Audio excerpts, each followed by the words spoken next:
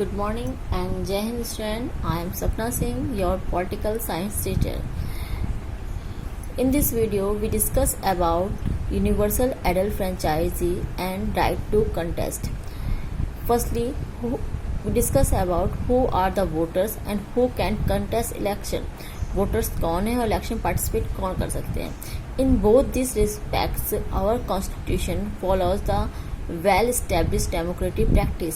हमारी जो कॉन्स्टिट्यूशन है उसने एक डेमोक्रेसी को अच्छी डेमोक्रेसी बनाने के लिए सबसे पहले क्या दिया, अभी सबको इक्वल पॉलिटिकल राइट दिया गया है, यानी यूनिवर्सल एडल्ट फ्रेंचाइज दी गई है. सबको इक्वल राइट है वोटिंग का, किसी के साथ भी कोई डिस्क्रिमिनेशन नहीं किया गया, कोई भेदभाव नहीं किया गया. You already know that democratic election require that all adult citizen of the country must be eligible to vote in the election. This is known as the universal adult franchise. Democracy election यानी एक democratic country तभी अच्छी हो सकती है जहाँ पे सभी को इक्वल राइट दिया जाए वोटिंग का. ऐसे ही हमारी कंट्री में यूनिवर्सल एडल्ट फ्रेंचाइज को अडॉप्ट किया गया, यानी जो लोग 18 ईयर्स से ऊपर के हैं उनको वोटिंग का राइट दिया गया है. इसी को यूनिवर्सल एडल्ट फ्रेंचाइजी कहा गया है. इन ब्रिटिश रूल में क्या था, ब्रिटिश रूल में वोटिंग का राइट सभी को नहीं था. लाइक जैसे वुमेन्स को, महिलाओं को वोटिंग राइट नहीं था. जो भी ओल्ड एज पर्सन थे उन्हें वोटिंग राइट नहीं दिया गया था. ओनली रिच पर्सन्स को ही वोटिंग का राइट दिया गया था. बट आफ्टर इंडिपेंडेंट हमारे जो फ्रीडम फाइटर्स थे वो इस भेदभाव को देख चुके थे, इसलिए हमारे जो कॉन्स्टिट्यूशन का जब क्रिएट करा गया, जब निर्माण हुआ, तो उसमें सबसे पहले क्या करा गया, पॉलिटिकल राइट दिया गया सबको, इक्वल वोटिंग राइट, यानी जितने भी एडल्ट होंगे उनको इक्वल राइट दिया जाएगा वोटिंग का.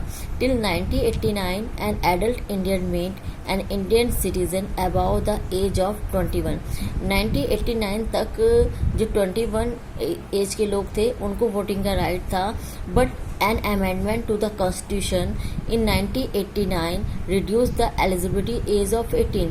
लेकिन 1989 में कॉन्स्टिट्यूशन में अमेंडमेंट करके इस जो एज लिमिट थी इसको घटा दिया गया, इसे रिड्यूस करा दिया गया और 18 ईयर्स कर दिया गया. Adult franchise ensure that all citizens are able to participate in the process of selecting their representative.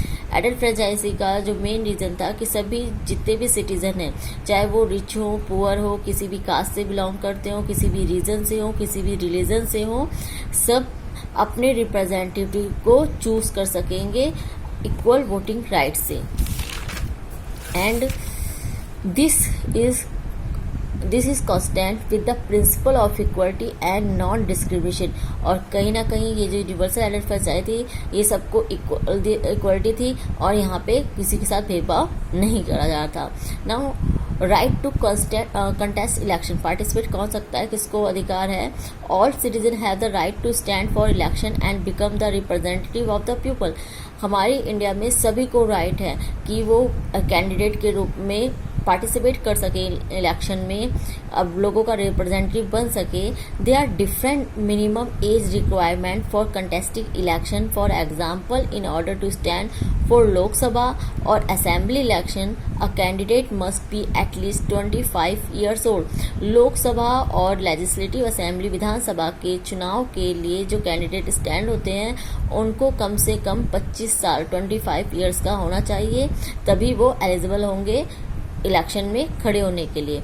There is a legal provision that a person who has undergone imprisonment for 2 or more years for some offence is disqualified from contesting election.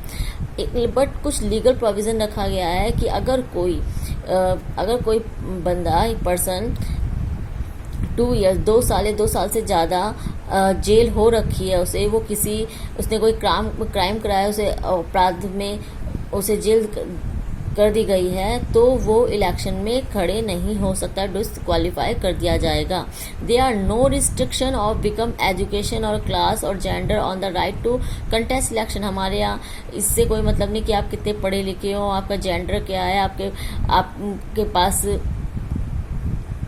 Money है या नहीं है, और सबको equal right दिया गया है election में स्टैंड होने का.